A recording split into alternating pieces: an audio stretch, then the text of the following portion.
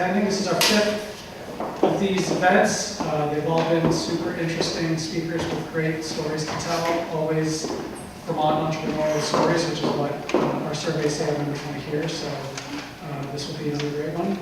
So a couple of words about the lightning jar, and then we have a few commercials before we kick it off with Michael. So first of all, the lightning jar, if you don't know, we are a co-working space and entrepreneurial hub located downtown Bennington. Our mission is promoting the entrepreneurial ecosystem here in southwestern Vermont and starting up, helping new businesses get started and growing.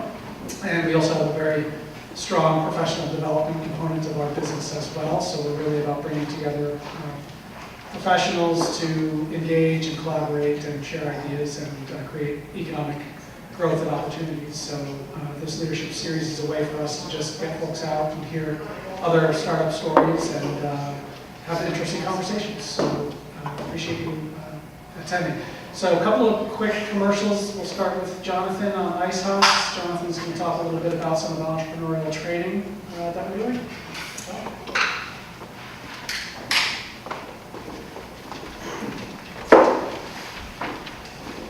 everyone.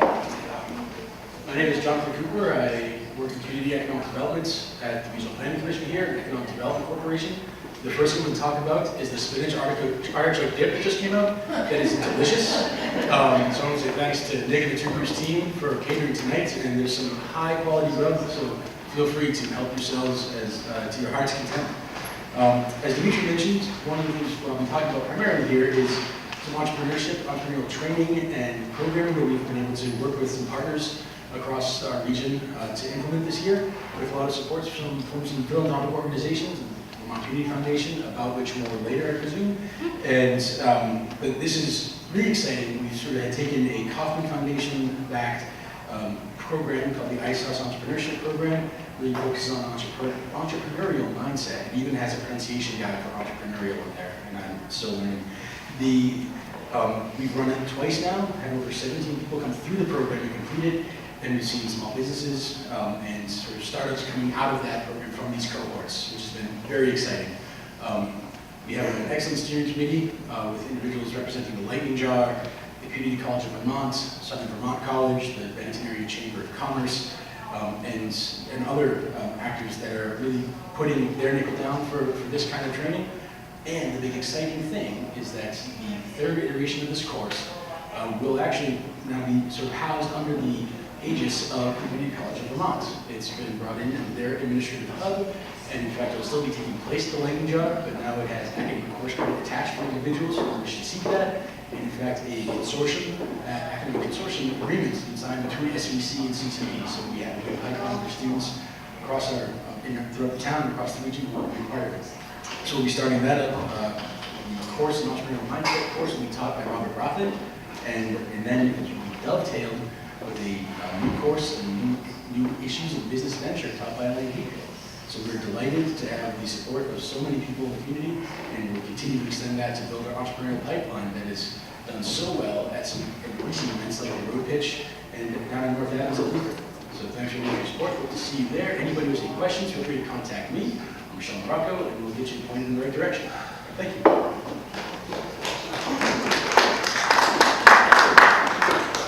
All right, thanks, Joe. So just another couple of real quick commercials, and then we'll get to Michael. So Robert Woltersdorf is the director of the Bennington Museum. He's going to talk a little bit about what's going on here, which is top secret. Top secret, that's right. Thank you, Dimitri. Yes, I'm Robert Woltersdorf, the director here, and I never waste an opportunity to take advantage of a captive audience, so thanks for 2 minutes for an advertisement. I should say that I've watched Lightning Jar from its launch since it was a little type release. Dimitri and Jim, I think, were both founding members of it, had a lot to do with creating. I think it's one of the most important institutions of this town, and it's essential to making this a vibrant community, especially one that appeals to young entrepreneurs. And now I want to make the claim that I think the museum is also a place that makes Bennington appeal to entrepreneurs, not just young ones, but old ones as well. And the museum has just commissioned an economic impact study, and I'm going to tell you all about that tonight. Well, actually, it's top secret.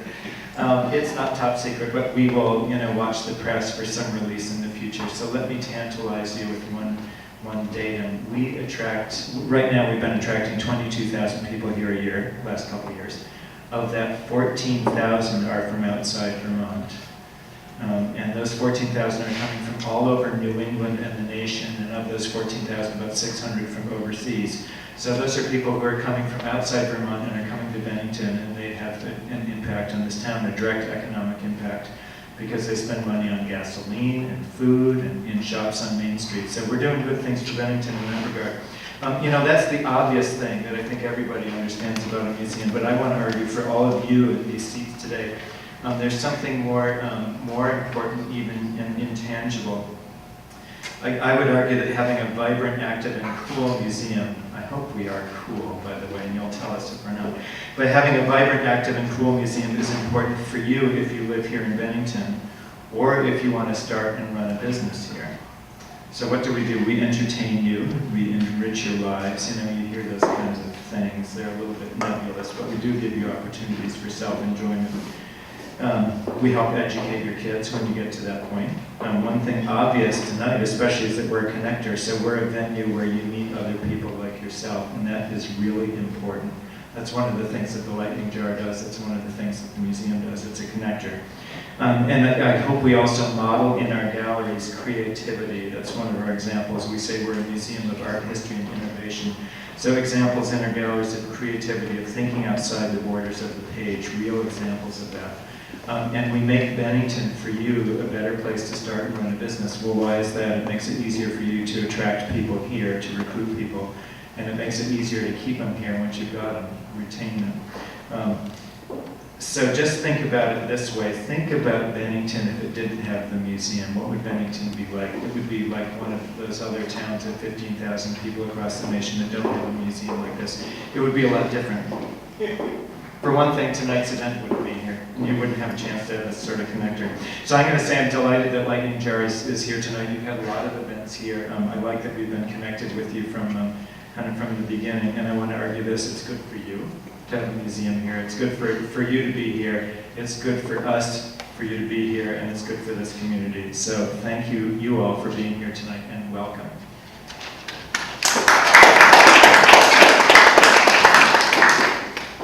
Thanks, Robert. Yeah, it's a terrific space. We've had a whole bunch of events here already, and we'll have plenty more to come. So it's absolutely a very important asset in the community. So looking forward to hearing more about what you guys say. So one last very quick thing, and then we'll move on to our keynote speaker. So I'm excited to announce that Lightning Jar has completed our first round of fundraising for a new incoming director position.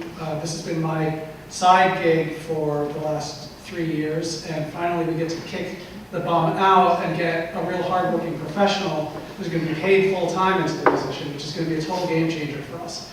It's going to give us capacity to really grow the business and grow the entrepreneurial community. So I'll be handing off the helm to Michelle Morocco, our incoming director, and she's going to announce our speaker. So, I'm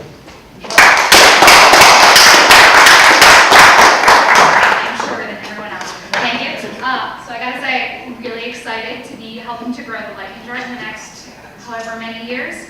And I'd really love to thank our sponsors for tonight, the Four Chimneys Inn, Hawkins House, the Vermont Community Foundation, the SECU, the Chamber, Shires Young Professionals, the Bennington County Industrial Corporation, as well as the Bennington County Regional Commission.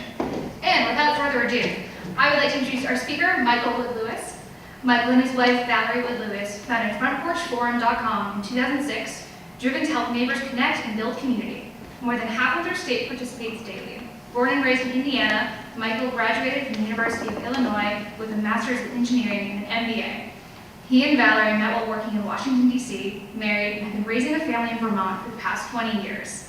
When not working at Front Porch Forum, you can find Michael hanging out in the Five Sisters neighborhood, coaching youth sports, or enjoying Lake Champlain and Green Mountains.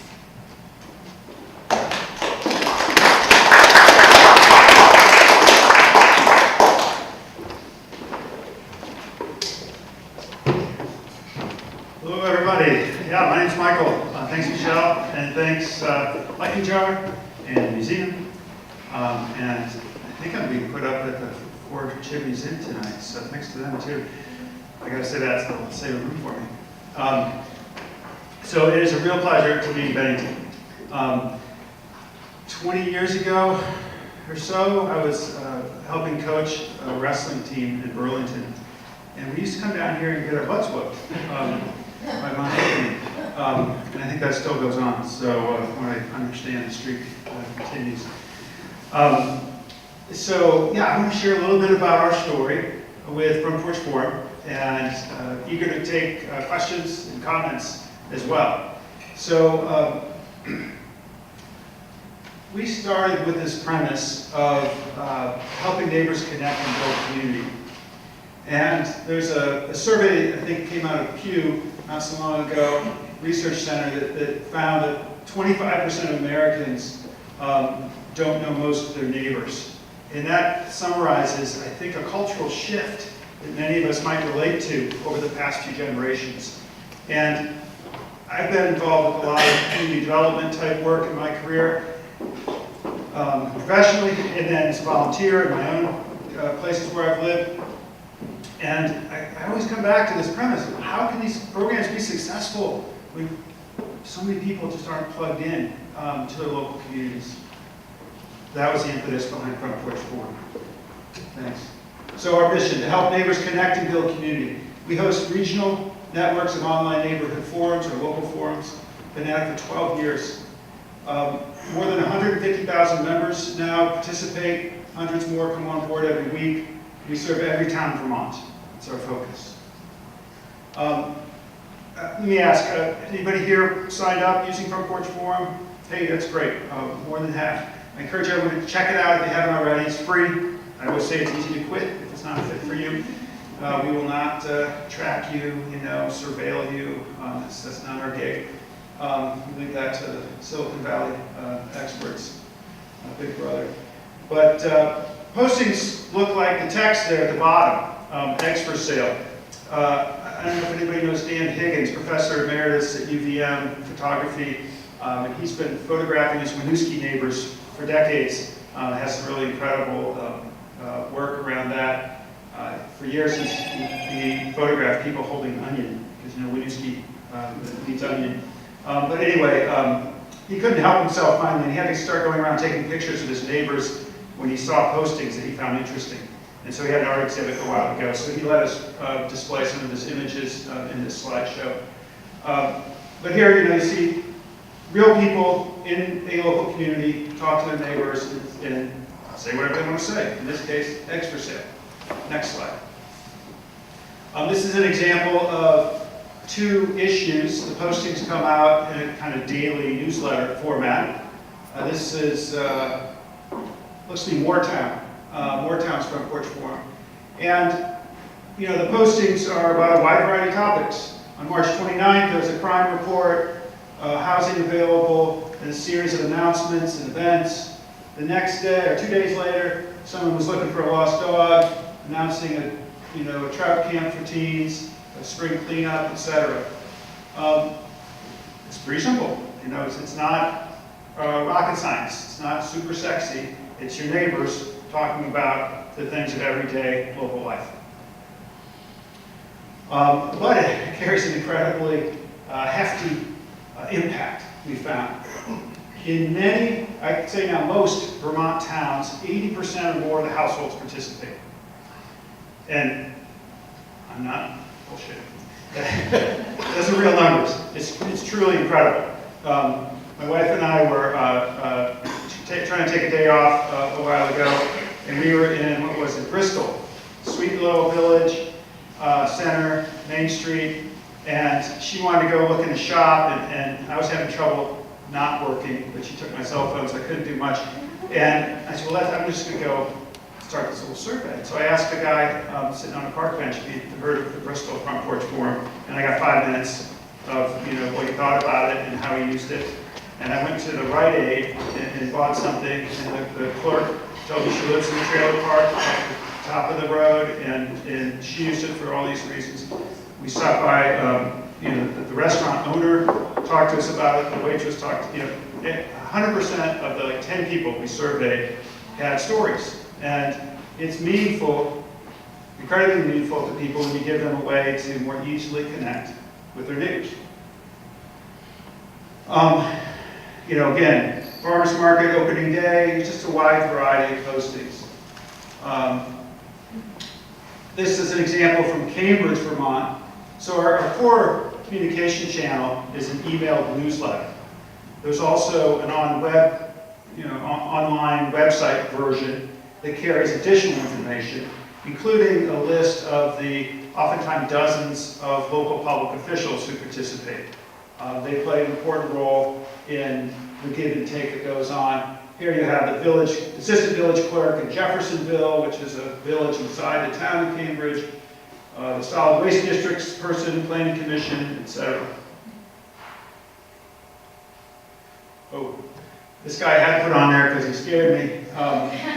But, he's just an individual guy looking for a side gig, has huge hedge trimmer, will trim for cash.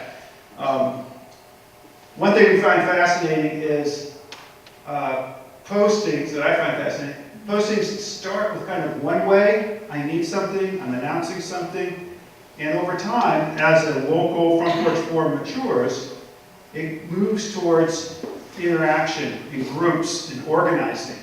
Hey, let's support the neighbor's new business. Let's form a book club. Let's do a park cleanup, whatever it might be. I love these guys. They had, VFW cookout. Nothing new about that. Been going on forever.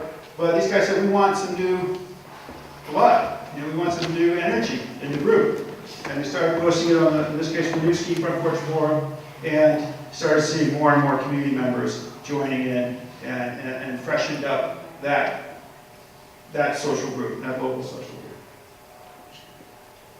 group. We've been touched by lots of statewide and national recognition for this model. Again, we've been at it for a dozen years. I got to tell this story. This young couple, they had, the youngest was a baby at that time, and 3 kids, and they were moving from an apartment in a duplex to their own house a block away. And they didn't have a lot of cash. All the cash they had was going into the house, and so they weren't going to hire a mover. We could move it ourselves.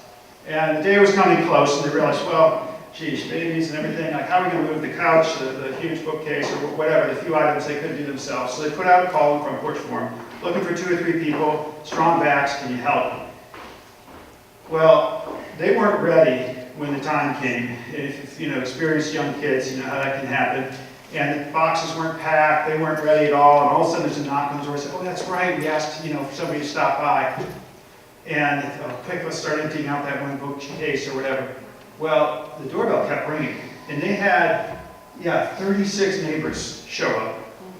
And this job that would have taken them, more than a day, took an hour and a half. And one lady put on like the foreman's hat at the clipboard. She started barking out, you're here, you're there, you're there. And Mom, you just deal with the baby. You got your hands full. And Dad, I don't know what good you are, but I'm going to give you a job too. But it was just a beautiful story.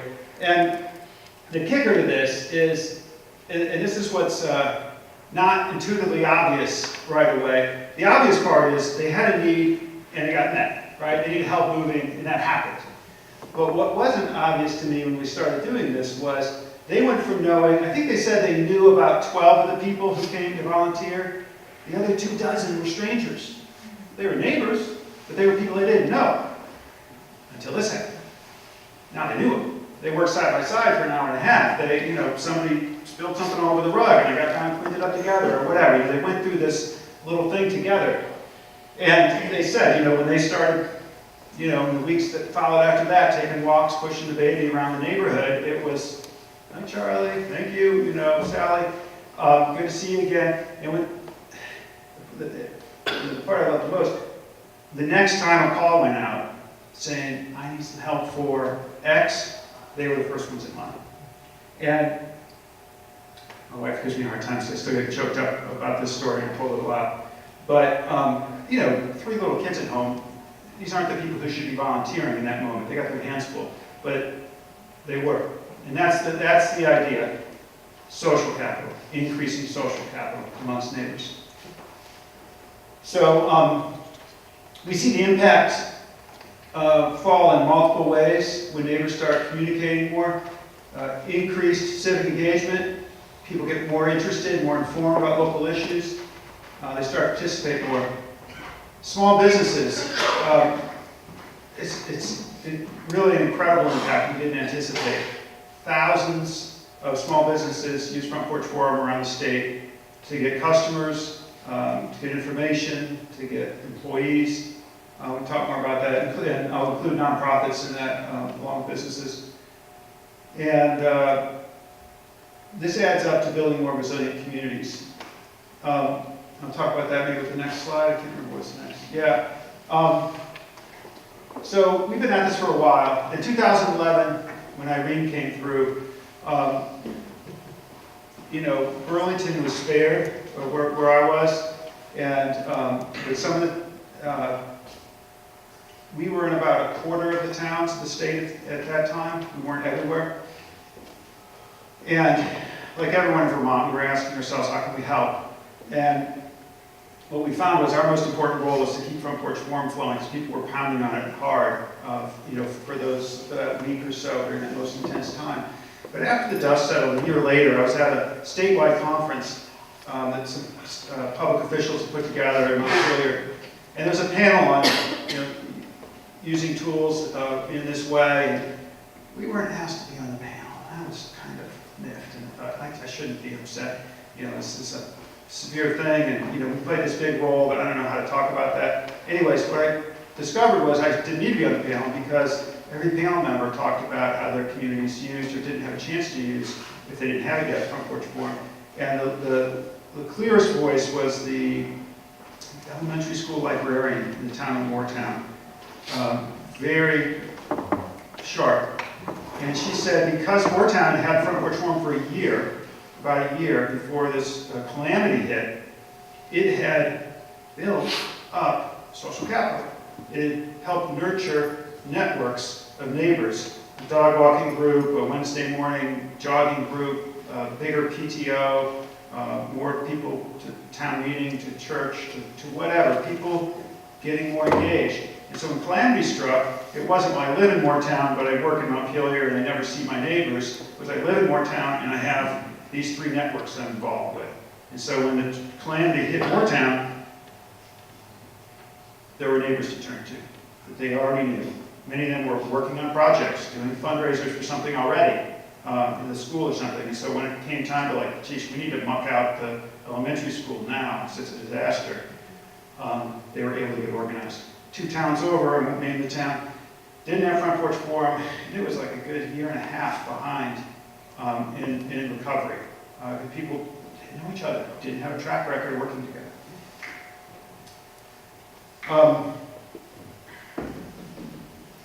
People post on Front Porch Forum about a wide variety of topics. The Robert Wood Johnson Foundation recently commissioned a study about how Vermonters use Front Porch Forum and found, I know that font's probably a little small, the people put value on different things. So just about everybody values the event and announcement postings, but even the lowest ones, 2/3 of the people value the job openings postings. 2/3 value the housing and real estate, apartment for rent, house for sale type postings. People tend to really value what they get. More of the survey, generally, I know there's a lot of numbers to throw at you, but generally the left-hand thing says, due to FPF, people are more informed about a variety of local things. And being more informed tends to lead to people becoming more engaged. And that right-hand orange column is ways that people are more engaged. So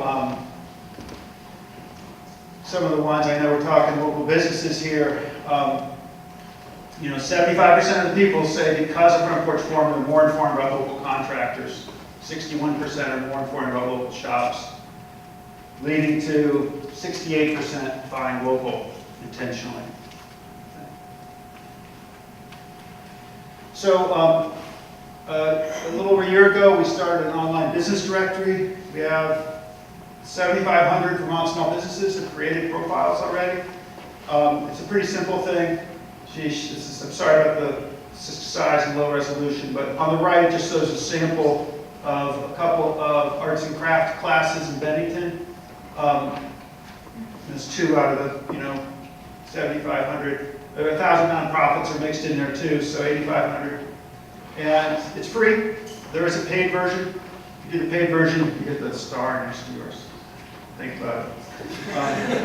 $8 a month, I'm counting on that one. But and there are other benefits. You can also post to your neighbors about your business on the free version. With the paid version, you can post more often, kind of thing. And we're developing a richer set of opportunities there that'll be helpful for small businesses and local nonprofits. We love to pull out success stories because we've taken the state and divided it up into almost 200 local front porch forums. And the model is you can join the one where you live and participate fully. But you can't join the one 10 towns away. That's not our model. You can't even see what's going on there. And so the information is highly localized, which makes it valuable to people, but it also means if you really want to see what's going on 10 towns away, you can't. That's not what we do. And so what we do, though, is we do pull out some example stories and put them on our blog. So this is just a screenshot of one of our February blog postings about a couple of local business type postings. Mobile grooming. Oh, they bring the dog groomer to you. And another one. Next one, let's see. Oh, these are a couple for contractors. People talking about a plumber in the first one, a source of firewood in the second one. Richard in Richmond says, many thanks to Front Porch Forum for helping to bridge the gap in the digital age for promoting small local businesses. Next, please. Oh, and sometimes people use it for organizing events. Waterbury, Randolph, I think a lot of things that Light and Jar and others are involved with, where people have used Front Porch Forum extensively to try to organize local folks around economic and community development projects. So, I mentioned in most of the state, we see about 80% of the households participating. In Bennington County, we're 15 or 20%. We're more recently arrived here, and that's true across the mountains, around Brattleboro, and Rutland's picking up now, it's a little higher. It's a slow adoption process. People are kind of slow to come to it. They hear about it, and maybe about the 10th time, they finally sign up, but then, our churn rate is almost 0. People almost never quit. We try not to be annoying. We try to, not bother people often, and when we do, it's going to be something of interest because it's coming from your nearby neighbor, and it's something they care about, and it's, what was that gunshot at 2 a.m. last night? Or was that a car backfire? It's this kind of thing where it's, you pay attention. I had a very kind of VIP guy that told me once in a talk like this I gave. He raised his hand and he said, well, my favorite, he's CEO of a company out of Chittenden County, he said, my favorite part about Front Porch Forum is it's so easy to delete. I was like, thanks, I don't know, what do you do with that? But he went on to explain, he said, no, I'm super busy, you don't understand. And if I can't process something quickly, I unsubscribe, I quit, I mark it as spam, whatever I have to do to get it out of my daily feed. But Front Porch Forum, it's really valuable on a particular day, and I soak it up the next day. It's a bunch of used couches, and I don't need a used couch, and I just delete it. And just done. Oh, here's one. And every few days there was some really good nugget for him. And that's how our model works. We're currently in all of Vermont. Those are all those polygons. Those aren't the town boundaries, although they share a lot in common with town boundaries. But each one of those is a Front Porch Forum. You see Burlington up there in Chittenden County, their neighborhood size because of the density. Essex County up in the top, Northeast Kingdom corner there is all 26 towns of Essex County is a single Front Porch Forum. There's 6 people, I think, in all of Essex County. That's a joke. No offense to my Essex neighbors. If you go back one slide, and we're also expanding into Washington County, Argyle, Cambridge, New York, a few communities there, and we hope to bring our service to a few more towns over there. Bat and Kill Books and others have brought us there. I think that's our last slide. Is there one more? Yeah, so, my colleague Lynn was going to join me today, but she couldn't make it. She had to go watch her son get married, which, I thought was reasonable. But so that's a quick run through. I will add that recently I did a TED Talk at a TEDx event in Stowe that focused on kind of the origin story of Front Porch Forum and how we got started. It's a pretty tight 10-minute video clip on YouTube. If you're interested, TEDx Stowe, you can find that real easily. And that's where I name names, and, all that. But yeah, so questions? Yes? What is your main source of revenue? Oh, sure. So our business model is, our primary source is advertising sales to local businesses. And we have a sales team. Our ad income comes from our highest density areas. So Chittenden County supports most of our statewide effort, our revenue from Chittenden County businesses. And statewide businesses, banks and health insurance, and the big statewide players have found out that Front Porch Forum is a super effective way to reach a lot of Vermonters in a meaningful way. It's direct now with people feeding you ads. It's simple. It's not a surveillance-based model. It's a geography-based model. So we're not keeping track of whatever you're doing online. It's your own business. We don't want to know. But we're not going to feed you ads based on your online behavior, but on your geography. So if someone wants to reach people in Bennington, they can buy ads on the Bennington Front Porch Forum. We also have what we call custom access subscriptions that we sell to public officials. So for example, the Chittenden Solid Waste District wants to reach all 50 Front Porch Forums in Chittenden County about their recycling programs.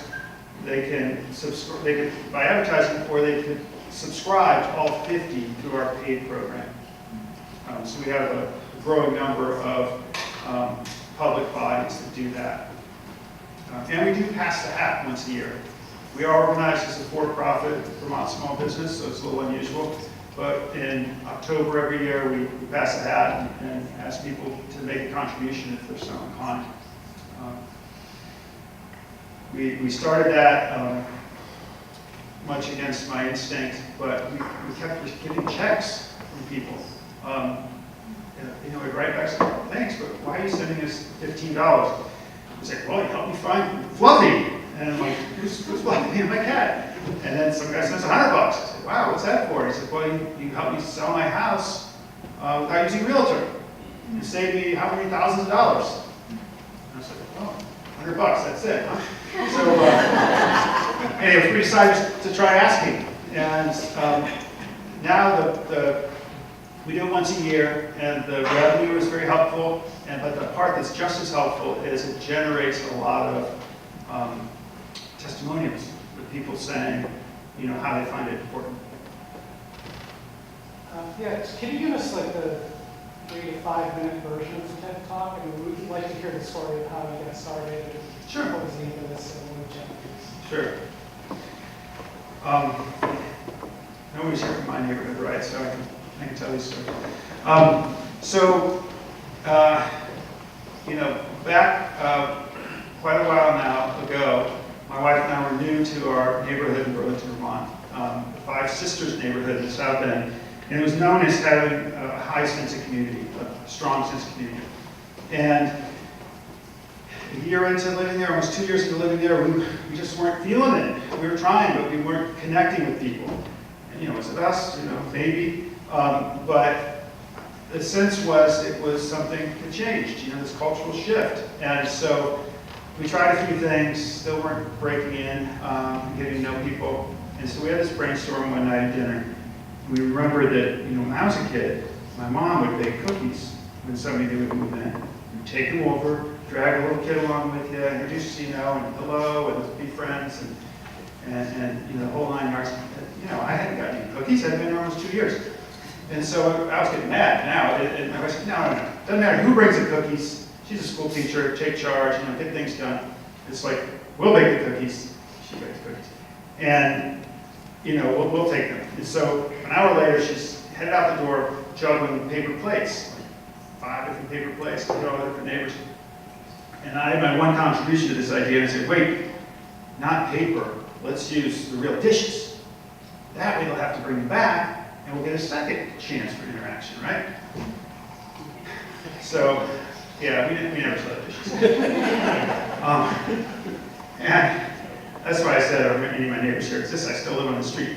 But not bad neighbors. But what happened, I think, was 2-3 days later, this dish shows up, in the clean dish pile out of the dishwasher or whatever, and people look, where's this from? Soccer practice? School? Church? Like, work? But neighbor wasn't on the short list. Why would a neighbor, why would I have a neighbor's plate? And so, I did stretch a tooth there. We did get one plate back about a month later at a yard sale. 25 cents, it was worth it. But, yeah, so our next idea was Front Porch Forum, basically, a precursor in our neighborhood. This was back in 2000. And we operated what essentially was a neighborhood listserv for 5-6 years. And my background's engineering. I like spreadsheets, I like to figure stuff out and dig into the numbers and all that. So I was tracking everything. I was asking for and responding to feedback. So first postings were anonymous, and that kind of had the opposite impact. And then I said, okay, how about first names? And that was almost even worse, because now everyone was referring to, oh, Bill's posting Bill. Now I felt, instead of anonymous, now it's like, am I the only one who doesn't know Bill? It's like, it's really kind of like, what's the formula where people can share information, neighbors, and through that feel more connected? And so we got to the point where we realized that we needed first and last names and street name. We tried street address, that was too much. Now all of a sudden you say something and everyone's like, it's that house, that's that opinion. So it's a balancing act. Not perfect, but we were always kind of iterating on that model. It was just a hobby. And 6 years into it, we got some national recognition as a top neighborhood in the country by some Southern magazine that makes lists, but still it was kind of cool. And when the reporter came around, she said she'd interviewed, we were the last of 10 neighborhoods all around the country she'd gone into, and she'd spent like 2 days interviewing people in each of these neighborhoods, a lot of time. And she said what's remarkable about the Five Sisters story is every other one of the 9 neighborhoods, everybody she talked to gave different stories about what made the neighborhood special. In our neighborhood, everybody pointed to this online thing we were doing as like the key, the one ingredient, the magic, catalyst. I was like, that was my gut sense, but I didn't, this was some outside validation. I just left a job running an environmental nonprofit, and I said, wow, this is, people told me just in our own neighborhood, they met somebody who got married, they've helped neighbors deal with cancer, they've helped neighbors whose house burned, life-changing stuff was going on, and just loads of daily transactional stuff of neighborhood living, borrowing ladders, recommending a dentist, on and on. So what if this was across all of Burlington, across all of Chittenden County, across all of Vermont? And so we took a leap. We invested, all of $2,000 out of our own pocket into this was 2006, into just an uncredentialed web jockey student at UVM to build us a preliminary site, a web app, and it turned out to be kind of a proof of concept web app that we survived on for 6 years, and until we had half the state, on there, and the whole thing was groaning and about ready to explode, and we landed a Night News Challenge award. We were picked out of thousands of entries across the nation, across the world, I can't remember, by the Knight Foundation, Knight Ridder newspaper money. And that got us a couple $100,000 of capital. It was a loan, we're still paying back, but that allowed us to hire some pros and build our current web app. That launched in 2011, and we've been maintaining and expanding on that ever since. The first 2 years, we really had almost zero revenue. I certainly didn't make a cent in pay. And then about the third year, I had my first hire, and so any money we got went to paying that person. And I think I was working 80, 90-hour weeks. And at that point, we were all in. We had the bright idea to start this in 2006 when we had 4 kids in diapers. It was, I was home staying up all night anyway, so I was like, I need a job where I can, work in half-hour increments, 24/7, with interruptions. And so starting online business kind of fit that. Anyways, so flash forward, and we had these various milestones. We now have 17 employees, and we have an office in downtown Burlington. About a third of our kind of administrative, marketing, sales component works there. The rest of our staff, our sales reps, and really our engine, which our core, which are our online community managers, they each work from home. We have a half dozen of them scattered around the state. They review each posting before it's published. They deal with all our member support inquiries. Unlike, they got a problem with Google, well, just call them up, I'm sure they'll get right back to you. No chance, right? Facebook, Twitter. But Front Porch Forum, there's a half dozen people, waiting to answer your question, scattered around the state. You might hear a toddler crying in the background sometimes, but that's okay. Yes? Michael, it's a pretty impressive story, and I'm stunned with your FTE count of 17. That's really impressive. My hat goes off to you at growing it to this scale. One of the keys to social networks are its actual density and its how many people are on it. If there's only 2 people on it, you don't have a network. You need a certain density to get there. You've achieved that well up in Burlington in that you've been able to actually monetize it. Down here in the southern tier, you have a lower density. Where's that cusp? Where do you have to get into a community before it really kind of tries to ignite and reach escape velocity? Yeah, good question. I appreciate that. So we have 17 staff. It's about 12 FTE. We have several people part-time. And our Burlington's certainly successful, but probably our most successful areas right now are Washington County, Addison County, Lamoille County. Chittenden solid, certainly. Grand Isle, Franklin, very solid. Orange County's been coming on lately, and Rutland. But yeah, it's. But I mean, if let's suppose this group Yeah. was to assist you to get from 15 to 20% of it, 25 to 40, where is the energy? Where does it really start to take off on its own? I'm a numbers guy, and so I have numbers I love to track. I have numbers I love to track, but haven't been able to, wrench them out of our data stream yet. And then Robert Wood Johnson Foundation came along and funded this large survey. They got about 15,000 Vermonters to complete a 20-minute survey about Front Porch Forum, and we're sitting on a huge pile of data. And so I showed you some of the aggregate data, but we can drill that down to neighborhood by neighborhood across the state.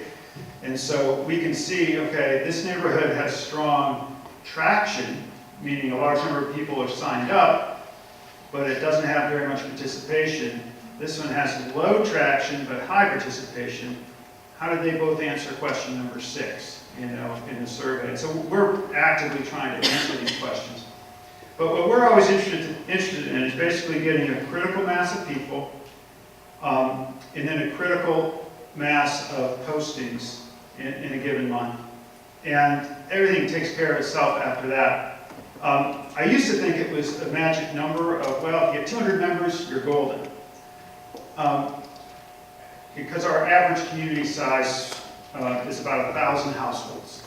We have some significantly bigger, some significantly smaller. But what I found out was, the first one we did in my own neighborhood, 200 was plenty because it happened to be a neighborhood kind of chock full of community organizer types.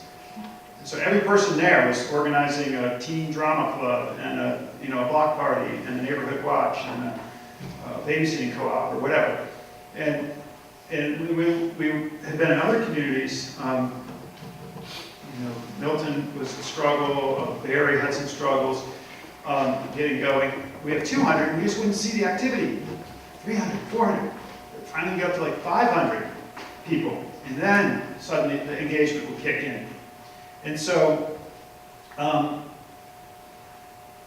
social capital is ultimately what we're talking about, and the concept of, if you're not familiar with the term, right? Financial capital is the money in your bank. Human capital is your employees and your business.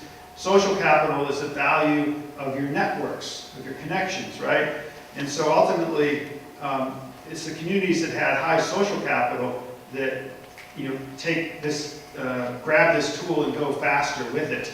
But even the communities with low social capital benefit.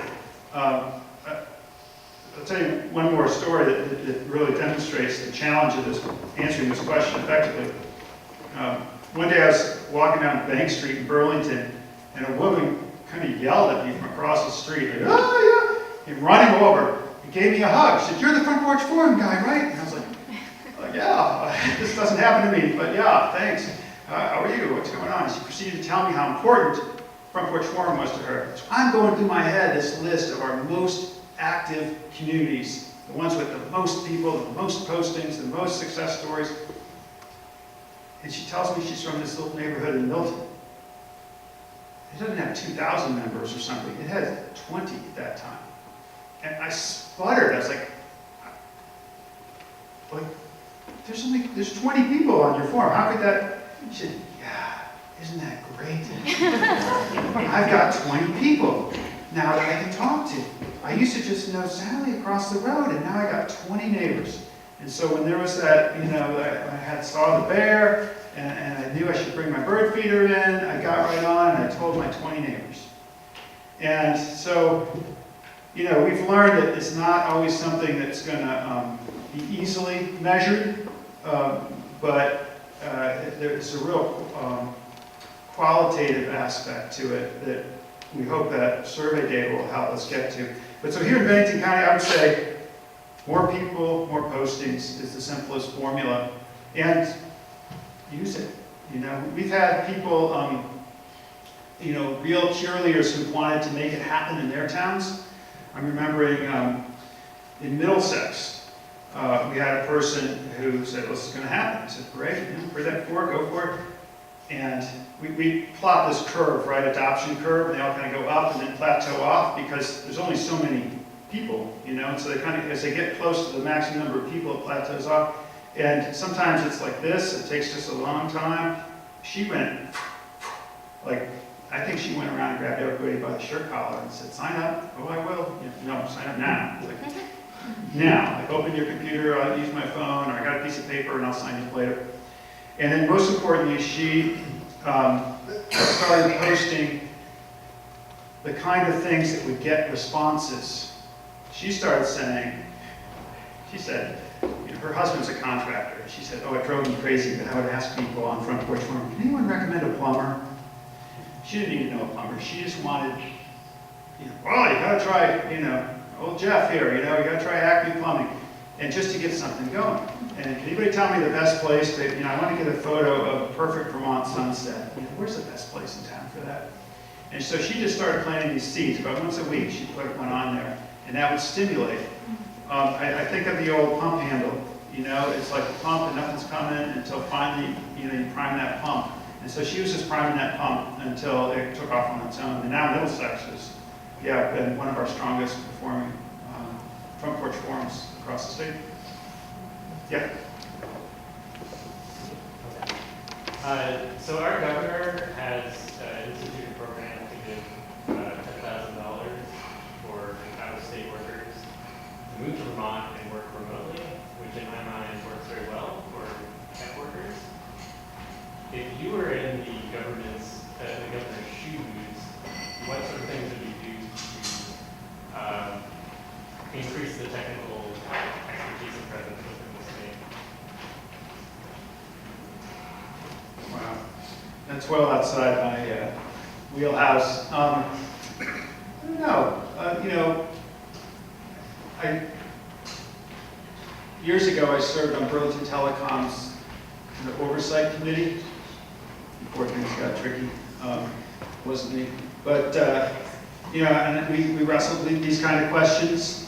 Access to broadband and cell coverage, certainly.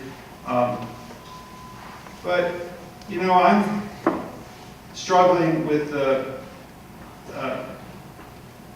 other edge of this double-edged sword of tech right now as a father of teenagers, and seeing teens disappear down the rabbit hole of screens all the time for everything, and usually following their parents' lead. I count myself in that group as being guilty at times. So, I don't know. I think being an unabashed cheerleader of all tech all the time is, I think we're past that as a culture, or we should be. I think we need to, recognize that it's a tremendously powerful tool. It's reshaping everything.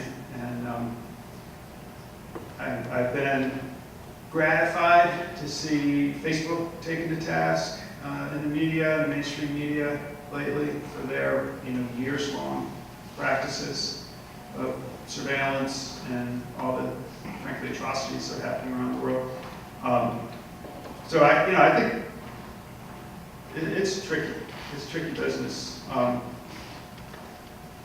We have intentionally kept Front Porch Forum small. I would call it local. We're not, I don't live in Bennington, not that local, but compared to the global reach of most digital online offerings, we're just really focused on Vermont.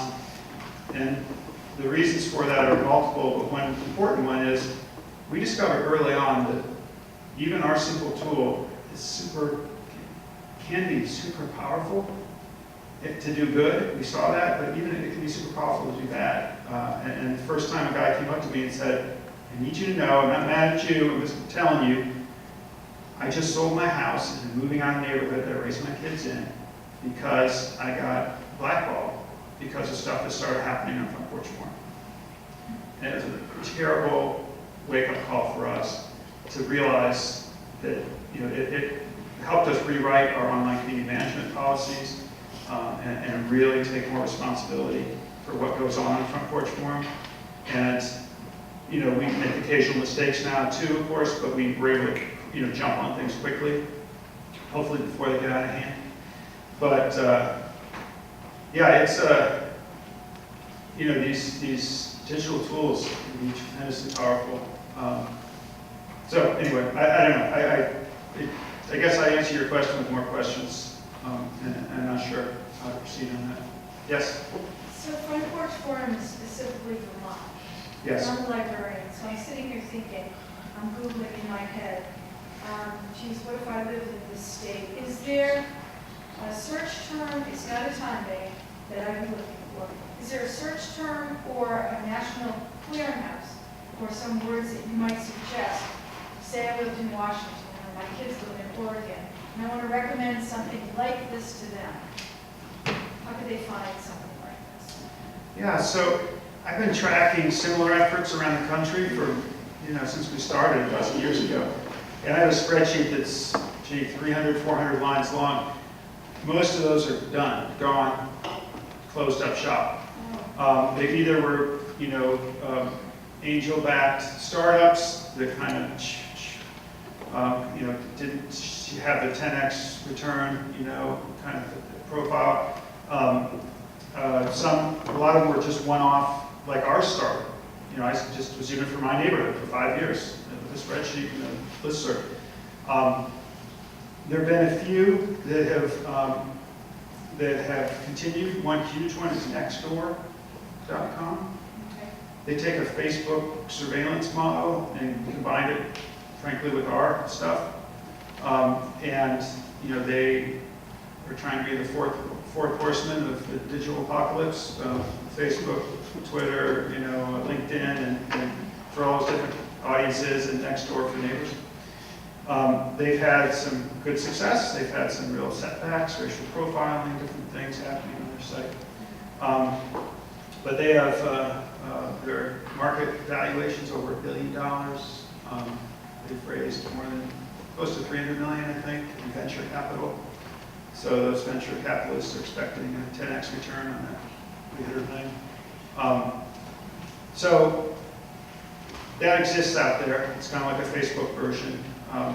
And I hear some people say they have good experiences with Nextdoor, and some say it's quiet and doesn't really happen much. Other people say they've had outright bad experiences. So I'm not in a position to judge it. I'm not a member of it. And then some people just start their own, somehow, through some existing tools. Are there any states that stand out in your mind, like Oregon, or, they're doing a lot? Minnesota has eDemocracy, which is a nonprofit kind of compatriot of Front Porch Forum.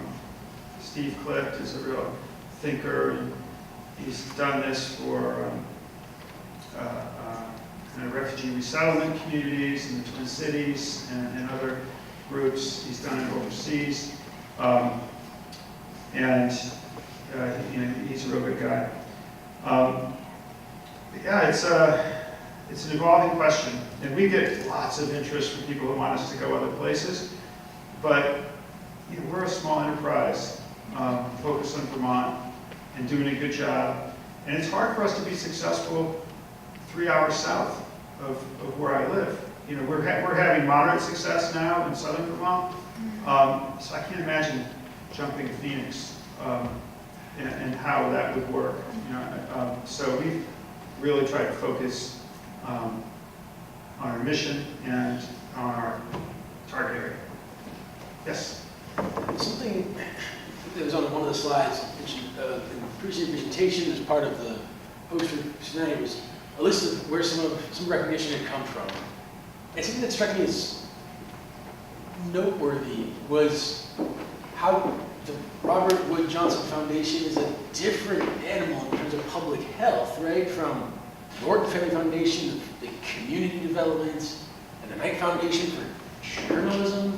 And it was sort of pointing at a different sort of, I was trying to think of journalism awarding anything to Facebook, but like the idea of what does it mean to have all these different kinds of organizations focused on philanthropy or civic engagement in different ways. What is that? Does that tell you what you intuitively knew about Front Porch Forum from the start, that it would have relevance in all of these different sort of philanthropic fields or what have you? Or was that showing you something that was unexpected about how Front Porch Forum is interpreted at home and then from the outside looking in? Yeah, it's very interesting for me to think about. When we got started, we ran the precursor in our neighborhood for 6 years, right? So we had this track record of this trial run, and then we launched it in Chittenden County and eventually grew statewide. Been doing that for 12 years.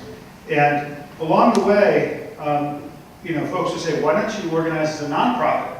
You're mission-driven, this seems like that would be a better fit. And I had worked in nonprofit and for-profit settings, and frankly, I was tired of going with hat in hand to foundations and wealthy individuals for grants and things. And I wanted FPF to survive on its own, revenue stream, and I wanted control. I didn't want to answer to a board. I had a clear idea of how I wanted to do this, and it wasn't intuitively obvious to others. I had this 6 years of experience of running in my own neighborhood, and some of it was counterintuitive. So I've had a board of people who were saying, well, we think you should, follow this path. I would have been out of luck pretty early. So we formed it as an S corp, for-profit business in Vermont.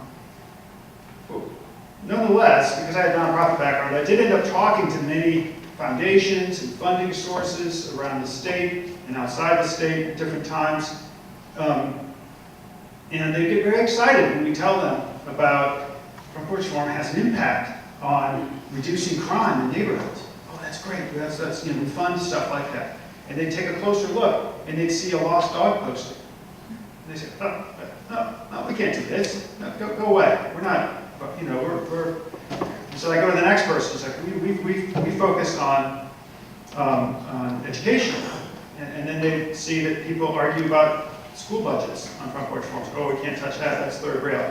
Then we go to somebody else, and they specialize in some other, vertical, some other component of our society that our various, very wonderful nonprofits work on, arts and the whole 9 yards, economic development, community development, and what we found was Front Porch Forum does a lot, does a little across a lot, and it's really about that librarian I mentioned.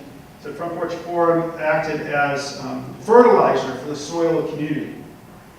We enrich the soil in these local communities so then the local people come along and plant these great projects that then have a richer soil to grow in. And so what we found was there weren't a lot of kind of nonprofit focused funding sources that were about that. They mostly were about the plants. It's like, oh, we fund this kind of thing or this kind of thing. We don't fund like general help the whole thing. And so Knight was being very entrepreneurial several years ago and funding experimental stuff in journalism and community engagement, civic engagement. And so they recognized us. Robert Wood Johnson just recently approached us 2 years ago, I guess, and funded a study last year. It got published this year. But they came to us and they said, we're interested in public health. That's their main thing, Johnson & Johnson, right? This program in particular was focused on social capital and its impact on public health. So people have richer social networks, their health outcomes are better. And they said, we've heard crazy good things about what's going on at Front Porch Forum in Vermont. Can we get somebody in there to study it? So we hired in this outside experts who came in and conducted this large survey. The Case Foundation, now Steve Case, AOL money, that was a national contest. So that's another reason why I decided a nonprofit approach would work for us, because we didn't fit into homeless shelter notch or whatever. We were kind of spread over lots of different things. Yes? I'm curious, you said that you experimented a lot with how much detail you required of a user in terms of where they live. And I'm wondering whether, as you try to expand into different geographies, you revisited that question, so that the answer might be very different in a place where a street is 1 or 2 blocks long from the answer in Burlington where a street is longer and denser. Each community is unique, and each community has things in common, we found. And we have generally, we're always listening and always taking feedback and doing modest tweaks to our model, and grateful for the input. But when we get new folks who come on board, we get a different kind of feedback. We ask people to try the model for a little while. There's a version of feedback we get that essentially says, I'm on Facebook a lot, and this doesn't look like Facebook. Can you please change it to look like Facebook? And so, you didn't say that. I'm not saying that was your comment. But so we're always kind of waiting to hear you and say, well, try it. You know, it's not, again, it's not intuitive, the impact. It takes like 3 months, 6 months, and then people start to say, I've changed my habits. Or I had one lady say she walked her dog in the neighborhood for 20 years, and before Front Porch Forum, she knew the dogs' names. There's Fluffy, there's Mr. Beaner, or whatever, you know. And after Front Porch Forum, she knows the neighbors' names. Hey, John, what's Fluffy doing? Tell me about your gallbladder surgery, you know, or whatever. She shifted gears from dogs to neighbors when she started seeing their selling my family posting and seeking a canary sitter posting. But so, to your question, you know, what we discovered after a while is our model's not a fit for everybody, and as much as we'd like it to be. And the price people pay to participate on Front Porch Forum is their anonymity. So if you want to participate, we need your first and last name and the road you live on. And if you want to speak up, that will be shown on your posting. And there's a percentage of people for whom that is not comfortable. And we recognize that, and that's legitimate, and for whatever reasons. But we don't know how else to deal with that with our mission, you know, with our goals of helping. You know, we consider Front Porch Forum to be like an online version of a neighborhood block party where everyone's wearing a name tag. And if somebody shows up without the name tag and a mask over their face or something, you know, it doesn't work. But it's hard. It's a hard spot for us because I want everyone to be able to participate. For folks like that, we say, well, you can join and your information will not be revealed unless you speak up. Your contact information, so they can kind of halfway participate. I'm going to give time for 2 more. Yes, sir. There's about 6 different programming languages that you can create social networking sites that you can actually kind of buy off the market. Did you develop a programming language for this from ground zero? What is the programming language? Yeah, so we use that Night Money, Night Loan to engage a Ruby on Rails shop in Toronto, who we still work with. We have an in-house engineer now, and so we've custom built our own software. We looked long and hard at what was on the market at that time. We can, occasionally we'll revisit to see if there are options that would work for our particular needs. But our model is significantly different than what the off-the-shelf stuff could do, for better and for worse, but it's just different. And so we've custom built, and it's expensive. It's a real challenge for us, but it's also been absolutely critical to whatever success we've had. While I wait for one more, I do want to point out we have free pens.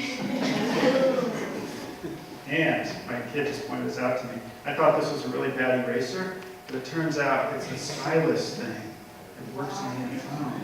So if you take one of the pens, they're on the table back there, don't erase. Use it on your smartphone or iPad. All right, I saw a hand back there. Yeah, I think I heard you say that you review every posting before it goes up. So I imagine you have some very important rules on content moderation. What are some things that you just don't allow or allow very carefully? So nothing illegal. You can't solicit prostitution or whatever. I mean, just state the obvious. Which is a tricky thing right now with pot. July 1, it's going to be a different legal situation, and somebody's trying to do something illegal yesterday, and we had to, say, well, that's actually illegal. You can't do that right now. After July 1st, that particular thing would be legal. No personal attacks, which is in the eye of the beholder. It's tricky, but ultimately we're the beholder, so we make the call. What we've discovered is using a person's name in a contentious discussion has to be interpreted as a personal attack. So, Front Porch Forum is not a place for extended debate. It's a starting point and a catalyst for community conversation. And we encourage people, we say, hey, you know what, actually, your neighbors, Go to the Bennington Museum and have facilitated discussion about it. Go to town hall, go to the school, go to the church, go meet on your corner and duke it out, whatever. But like, you know, this isn't the place to have 50 back and forths, you know, about something. And, you know, it does happen, we allow it, but it generally, after a while, starts to get repetitive and we encourage it to go elsewhere, which is kind of, again, not intuitive. You'd think we'd want to have all the conversation all the time. There are a few other things, but those are the two big ones, illegal activities and personal attacks. And one of the challenging things is, if you live in a small town and your neighbor you're feuding with happens to be on the select board, and, you know, we think posting a critique of a public official is part of democracy. And, you know, so you say, I disagree with my select board members' vote on this issue, da, da, da. That's great, that's democracy. But sometimes it's really a veiled thing about the neighbor's dog, who happens to be your select board member. And so, you know, that's why we have real live humans as our online community managers, and why we acknowledge that it's a soft process with some give and take, and we don't always hit the mark the first time. We do this and we get towards it over time. Was there one more at the back? Okay. Thank you so Thank you. much.